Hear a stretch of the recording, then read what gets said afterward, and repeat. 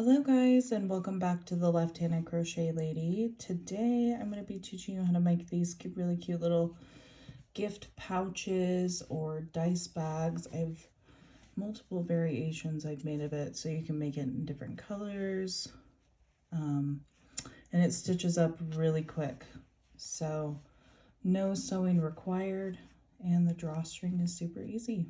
Let's get started. Today I'm using worsted weight and a 6mm hook. I was using a 5.5, but I came back in and edited because you definitely need a 6mm hook for this one. So you're going to start up by chaining 5 for a slip stitch ring. You can also do a magic ring circle as well. And you're just going to insert your hook into that first stitch of the chain 5.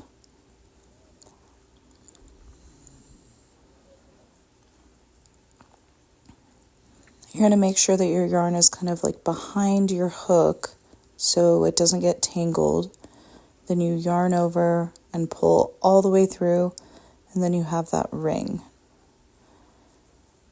And then into the ring, you're just going to do 6 single crochets into the ring.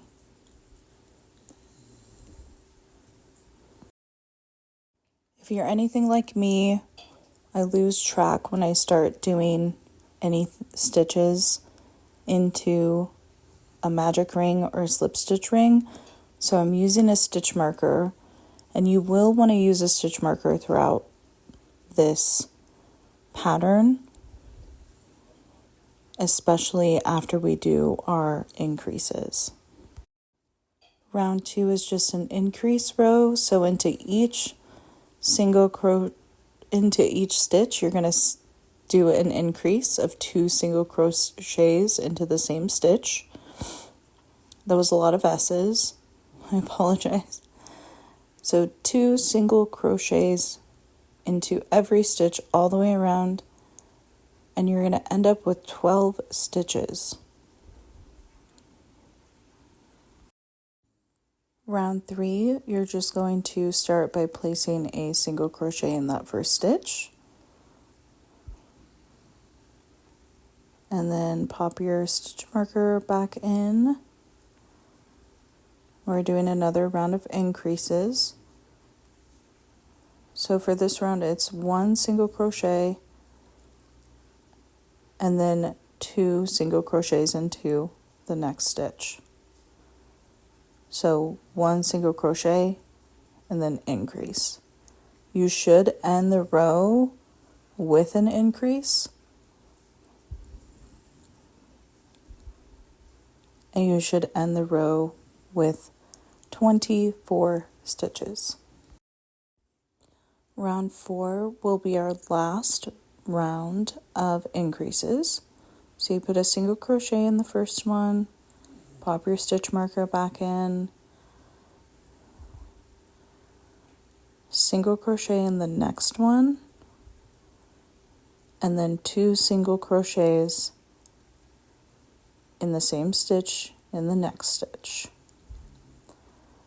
And you're going to repeat this till the end of this round. So 2 single crochets in the next 2 stitches, and then an increase with 2 single crochets into the same stitch. You should have 32 stitches, and for this next round, you're just going to put a single crochet into every stitch. So 1 single crochet into From each here on stitch, out, ending with you will not have any more increases or decreases. This is when we're gonna So it will just be the same amount all the way around. So if you ever feel like you lost a stitch, you can recount, and you should have 32 stitches all the way around. We don't have to do, and I'll meet you at the end of this round. The rest of the pattern. Okay, so for row 6, this is when the pattern is gonna start changing just a little bit. But this is when we're going to start making this ridged effect on it. You can see.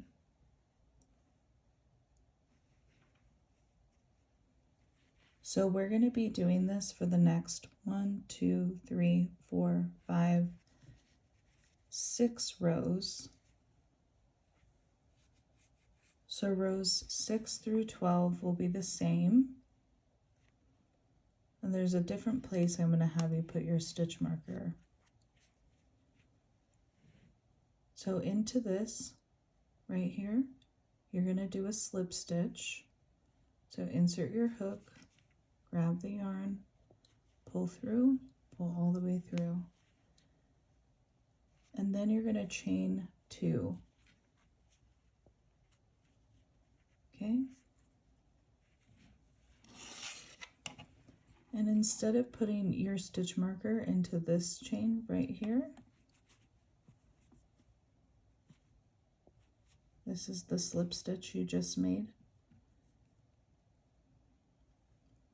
So I like to put it right into the slip stitch itself because this counts as a chain or a stitch right here.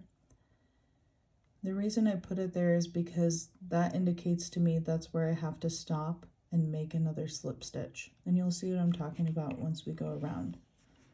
So you've chained 2, and then working into the back loops only, you're going to do half double crochets, back loops only, all the way around.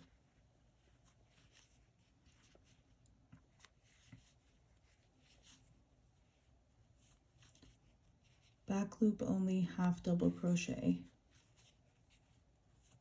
And I can slow down to show you how to do a half double crochet and where the back loop is really quick. So this is the back loop right here. So when you're looking at your shell, right, when you're looking at your shell from this direction, there's the front part, there's the back loop right there.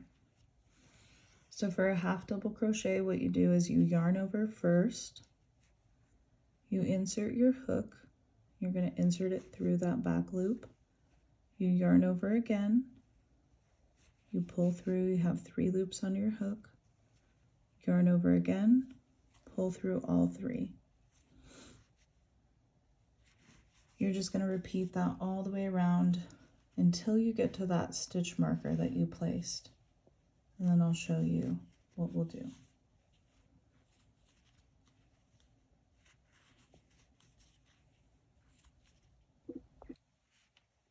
All right, so we're at that stitch marker. So you're going to remove it at this point. And then that chain 2 that you made at the beginning, you're just going to put a slip stitch in it, kind of at the top, like in the space itself.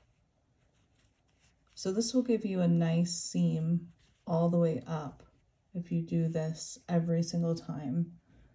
So for rows 8 to 13, it's just going to be the same.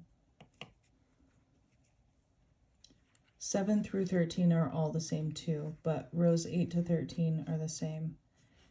And at some point, when you want or until you finish, you are more than welcome to flip it inside out as well, because that's actually what it is. It's flipped inside out.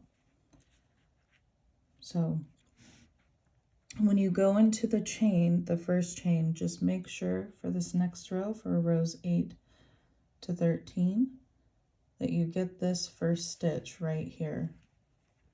So insert your first back loop only, half double crochet into that first stitch. It kind of looks like it's floating on air, so I just don't want you to miss it.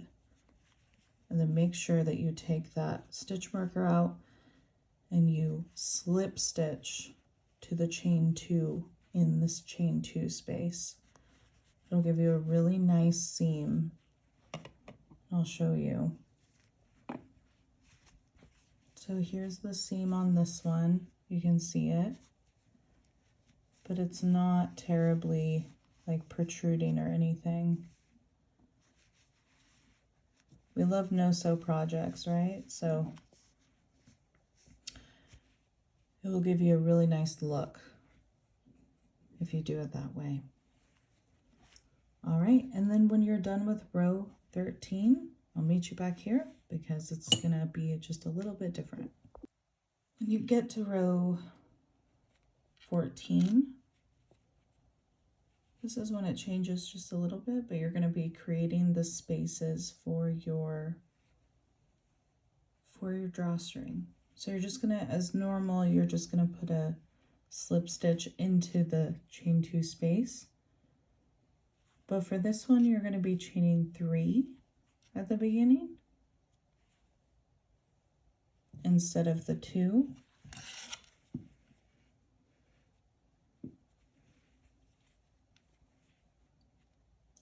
And then you're not going to be doing back loop only stitches for this one. So you're going to skip the first one right here, first stitch. You're going to do a half double crochet into the next one, and then you're going to chain 1. You're going to skip the next stitch, half double crochet into the next one, chain 1, skip the next stitch, half double crochet into the next stitch, chain 1, and you're going to repeat this all the way around.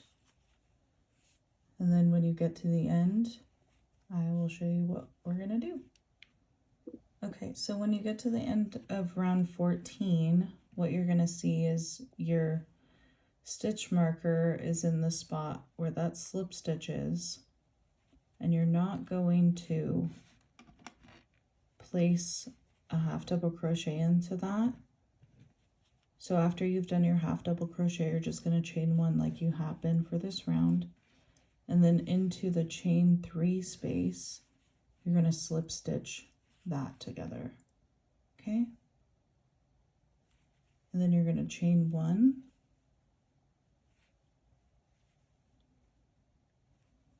and then into each space, you're going to do 2 single crochets, okay?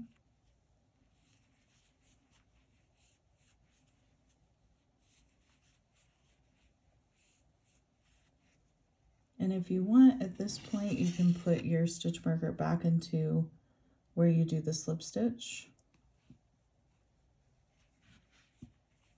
because after this row, you're going to go back to the half double crochets, and you'll see. So 2 single crochets into each of the chain 1 spaces, all the way around.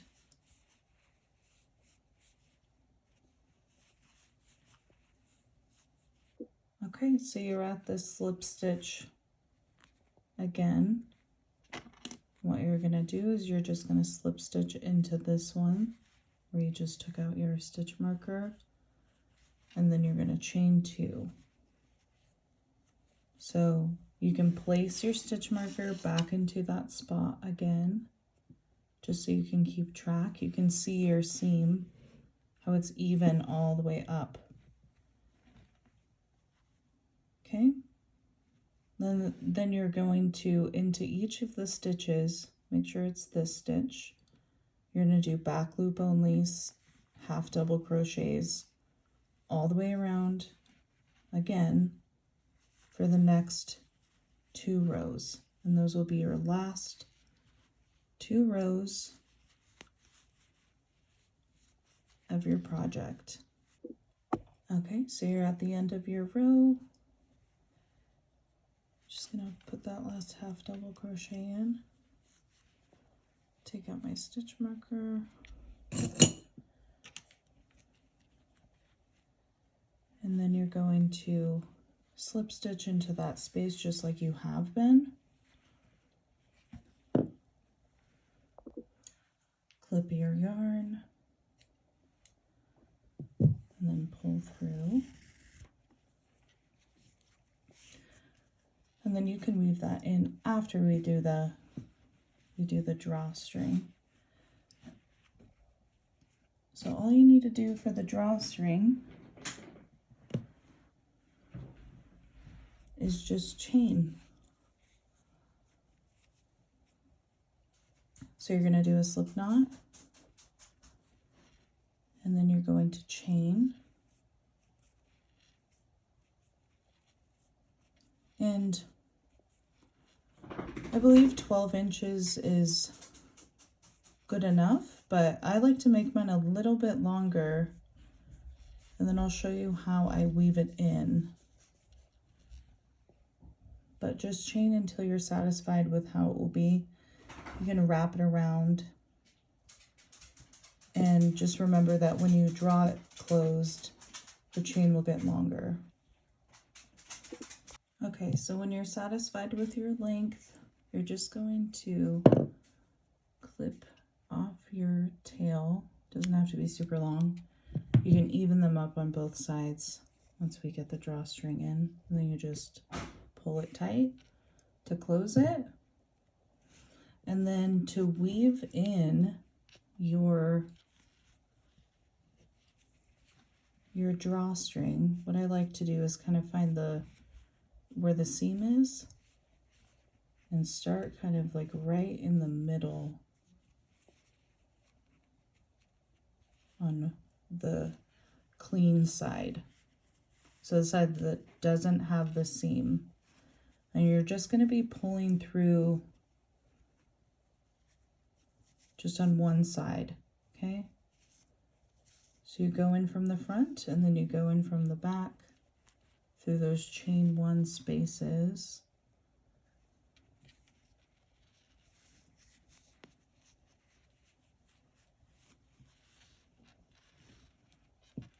And you're just going to do this all the way around. So just weaving those in and out.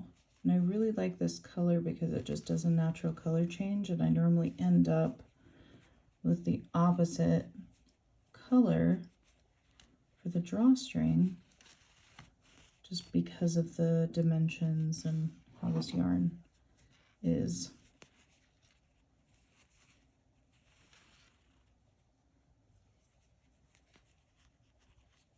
So you just go in and out, making sure that you're not pulling this all the way through. You don't want the one on the front side pulled all the way through, or else you may have to start over again.